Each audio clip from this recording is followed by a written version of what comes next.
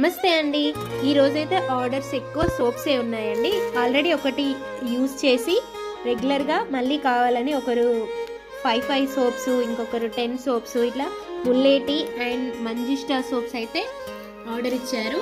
వీటన్నికి stickering కూడా చేయడం జరిగింది. చూడండి, మనం పంపించే ప్రతి ఆర్డర్ కూడా ఫుల్ సేఫ్ అండ్ సెక్యూర్గా పంపిస్తాము. అయినా కూడా ఈ 100లో 1-2 ఆర్డర్స్ అనేవి ట్రావెలింగ్లో, ఈ ట్రాన్స్పోర్ట్లో ఏదన్నా డ్యామేజ్ అవుతున్నాయి. అలా అయినా కూడా మన క్లయింట్స్ ఎంత మంచి వాళ్ళంటే, పర్లేదు మేడం, మేము ఇంతకుముందు కూడా మీ దగ్గర యూజ్ చేసాం కదా, పర్లేదని చెప్తున్నారు. బట్ నేను అలా కాదని ఊరుకోకుండా వాళ్ళకి మళ్ళీ రిటర్న్ పంపిస్తున్నాను. ఎందుకంటే మనకు మొన్న ఒక డెలివరీ వెళ్ళినప్పుడు ఒక ఆయిల్ బాటిల్ అనేది మరి నేను మంచిగా బబుల్ ర్యాప్ చేసినా కూడా అది ఎందుకో లీక్ కాదు, బాటిల్ పగిలిపోయి బాక్స్ మొత్తం డ్యామేజ్ అయిపోయింది.